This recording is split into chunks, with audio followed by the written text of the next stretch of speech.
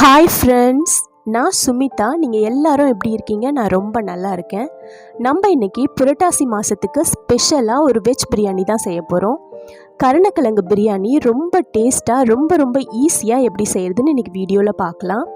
இந்த கருணக்கிழங்கு பிரியாணி சிக்கன் பிரியாணியை விட ரொம்ப டேஸ்ட்டாக இருக்குங்க. கண்டிப்பாக நீங்களும் ஒரு வாட்டி வீட்டில் ட்ரை பண்ணி பாருங்கள். வீடியோக்கு போகிறதுக்கு முன்னாடி நீங்கள் நம்ம சேனலை ஃபஸ்ட் டைம் பார்க்குறீங்கன்னா நம்ம சேனல் சுமிதா சிம்பிள் சமையலை சப்ஸ்கிரைப் பண்ணிக்கோங்க. பெல் ஐக்கான் கிளிக் பண்ணி ஆள் கொடுத்துக்குங்க. அப்போ தான் நான் போகிற வீடியோஸ்லாம் உங்களுக்கு நோட்டிஃபிகேஷனில் வரும். வாங்க வீடியோக்குள்ளே போகலாம். நான் இன்றைக்கி கருணக்கிழங்கு பிரியாணி செய்கிறதுக்காக ஒரு 300 கிராம் அளவுக்கு கருணக்கிழங்கு எடுத்திருக்கேன். இந்த கருணக்கிழங்கை தோலெல்லாம் சீவிட்டு கழுவிட்டு கட் பண்ணி எடுத்துக்கலாம்.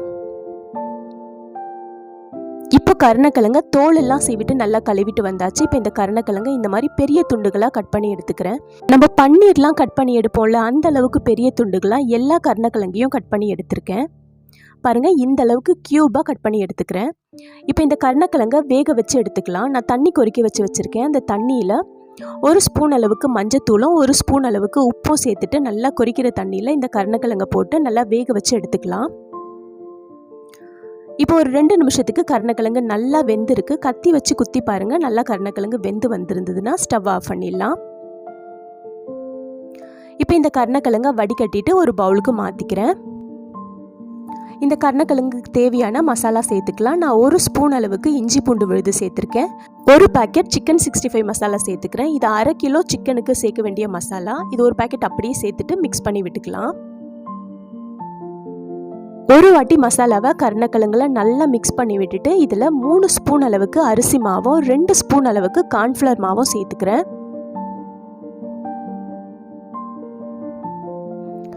மாவெல்லாம் சேர்த்துட்டு நல்லா ஒரு வாட்டி மிக்ஸ் பண்ணி விட்டுக்குங்க.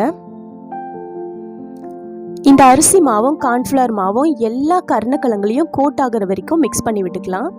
இப்போ லைட்டாக தண்ணி தெளித்து ஒரு வாட்டி மிக்ஸ் பண்ணி விட்டுக்குங்க.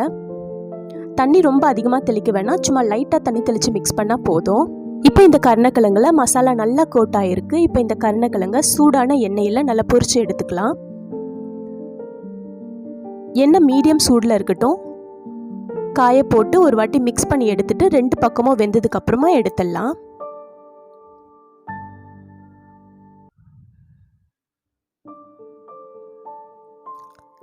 இப்போ இந்த கருணக்கிழங்கு நல்லா வெந்துடுச்சு. இப்போ இந்த கருணக்கிழங்கை எடுத்துடலாம். மீதி இருக்க கருணக்கிழங்கையும் நான் அதே மாதிரி பொரிச்சு எடுத்துக்கிறேன்.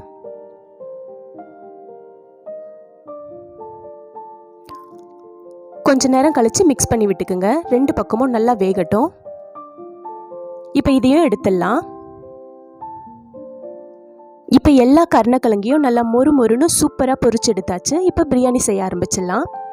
பிரியாணி செய்கிறதுக்காக நான் கருணக்கிழங்கு பொரிச்ச எண்ணெயே ஒரு 4 கரண்டி அளவுக்கு யூஸ் பண்ணிக்கிறேன்.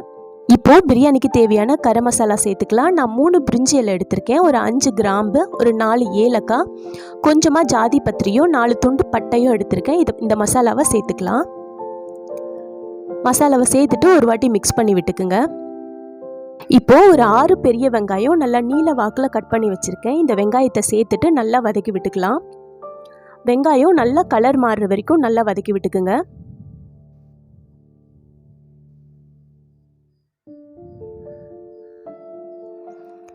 இப்போ வெங்காயம் ஓரளவுக்கு நல்லா கலர் மாறி இருக்கு. இப்போ இதில் ஒரு கைப்பிடி அளவுக்கு கொத்தமல்லி தலையை பொடியாக கட் பண்ணி சேர்த்துக்கிறேன். கொத்தமல்லியை சேர்த்துட்டு கொஞ்ச நேரம் நல்லா வதக்கி விட்டுக்கலாம். இப்போது பிரியாணிக்கு தேவையான இஞ்சி பூண்டு பேஸ்ட் சேர்த்துக்கிறேன். நான் 3 ஸ்பூன் அளவுக்கு இஞ்சி பூண்டு பேஸ்ட் சேர்த்துக்கிறேன். இஞ்சி பூண்டு பேஸ்ட் சேர்த்துட்டு நல்லா ஒரு வாட்டி வதக்கி விட்டுக்குங்க. இஞ்சி பூண்டோட பச்சை வாசனை போகிற வரைக்கும் நல்லா வதக்கி விட்டுக்குங்க.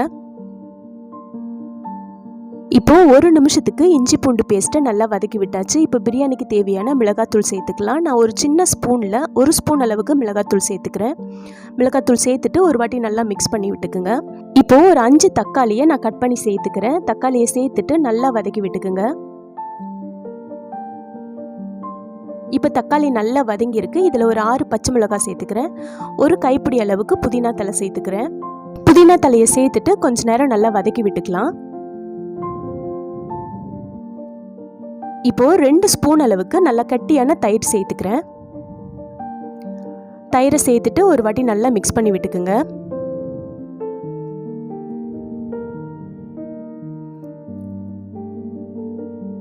இப்போது மசாலா எல்லாம் நல்லா வதங்கிடுச்சு. இப்போ பிரியாணிக்கு தேவையான தண்ணி சேர்த்துக்கிறேன். நான் இப்போ எடுத்திருக்க கிண்ணத்தில் 1 கிண்ண அளவுக்கு பாஸ்மதி அரிசியை ஒரு 1/2 அன் ஹவர் முன்னாடியே நல்லா கழுவிட்டு ஊற வச்சுருக்கேன்.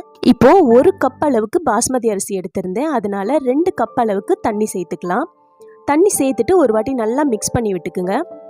இப்போது பிரியாணிக்கு தேவையான உப்பு சேர்த்துக்கிறேன். நான் 1 ஸ்பூன் அளவுக்கு கல்லுப்பு சேர்த்துக்கிறேன். இப்போ இந்த தண்ணி நல்லா கொதிக்கட்டும். நல்லா கொதிச்சதுக்கப்புறமா நம்ம ஊற வச்சுருந்த பாஸ்மதி அரிசியை சேர்த்துக்கலாம். இப்போ தண்ணி நல்லா கொதிக்க ஆரம்பிச்சிருக்கு. நம்ம ஊற வச்சுருந்த பாஸ்மதி அரிசியை சேர்த்துக்கிறேன். சேர்த்துட்டு ஒரு வாட்டி மிக்ஸ் பண்ணி விட்டுக்குங்க. இப்போ ஒரு வாட்டி உப்பும் காரமும் செக் பண்ணி பார்த்துக்கலாம். உப்பும் காரமும் கொஞ்சம் தூக்கலாக இருக்கணும், அப்போ தான் பிரியாணி செஞ்சு முடிக்கும்போது டேஸ்ட் கரெக்டாக இருக்கும். இப்போ மூடி போட்டு ஹை ஃப்ளேமில் 1 நிமிஷத்துக்கு நல்லா வேக வச்சு எடுத்துக்கலாம். இப்போ 1 நிமிஷத்துக்கு நல்லா வேக வச்சு எடுத்துருக்கோம். பிரியாணி பாதி அளவு குக் ஆகிருக்கும். இப்போ ஒரு வாட்டி மிக்ஸ் பண்ணி விட்டுக்குங்க. அரிசி உடையாமல் பார்த்து கரண்டி அடியில் விட்டு மிக்ஸ் பண்ணி விட்டுக்குங்க. இப்போது அரிசியை நல்லா லெவல் பண்ணி விட்டுட்டு மேலே கொஞ்சமாக புதினா தழை சேர்த்துக்கலாம். இதுக்கு மேலே நம்ம ஏற்கனவே வறுத்து வச்சிருந்த கருணக்கிழங்க சேர்த்துக்கலாம்.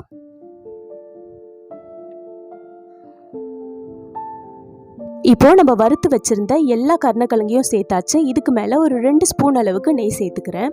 இப்படி லாஸ்ட்டாக நெய் சேர்க்கும் போது பிரியாணி நல்லா வாசனையாக இருக்கும். இப்போ பிரியாணியை மூடி போட்டு தம் போட்டுக்கலாம். ஸ்டவ்வை ஃபுல்லாக லோ ஃப்ளேமில் வச்சுட்டு மேலே வெயிட்டுக்காக தோசைக்கல் வச்சுக்கிறேன். ஒரு 5 நிமிஷத்துக்கு தம் போட்டு எடுத்துக்கலாம்.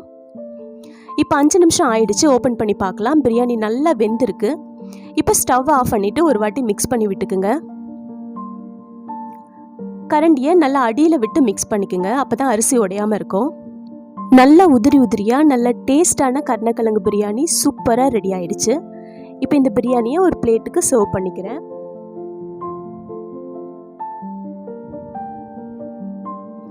சுட சுட இந்த கருணக்கிழங்கு பிரியாணி போட்டு தயிர் பச்சடி வச்சு சாப்பிடும்போது டேஸ்ட் செம்ம சூப்பராக இருந்ததுங்க. கண்டிப்பாக நீங்களும் ஒரு வாட்டி வீட்டில் ட்ரை பண்ணி பாருங்கள். இந்த கருணக்கிழங்கு பிரியாணியை நீங்கள் ஸ்கூலுக்கும் ஆஃபீஸ்க்கும் லஞ்ச் பாக்ஸ் கூட கட்டி கொடுக்கலாம். ரொம்ப டேஸ்ட்டாக இருக்கும். எல்லாரும் விரும்பி சாப்பிடுவாங்க. நிஜமாக சொல்கிறேங்க, இந்த கருணக்கிழங்கு பிரியாணி சிக்கன் பிரியாணி அளவுக்கு ரொம்ப டேஸ்ட்டாக இருந்தது. இந்த கருணக்கிழங்கு பிரியாணி ரெசிபி உங்களுக்கு பிடிச்சிருந்ததுன்னா இந்த வீடியோக்கு ஒரு லைக் போட்டுக்குங்க. மறக்காமல் நம்ம சேனல் சுமிதா சிம்பிள் சமையலை சப்ஸ்கிரைப் பண்ணிக்கோங்க. நீங்கள் சப்ஸ்கிரைப் பண்ணுறது தான் அடுத்தடுத்த வீடியோ போடுறதுக்கு எனக்கு நல்ல மோட்டிவேஷனாக இருக்கும். அப்படியே அந்த பெல் ஐக்கான் கிளிக் பண்ணி ஆல் கொடுத்துக்குங்க. அப்போ தான் நான் போடுற வீடியோஸ்லாம் உங்களுக்கு நோட்டிஃபிகேஷனில் வரும். தேங்க்யூ.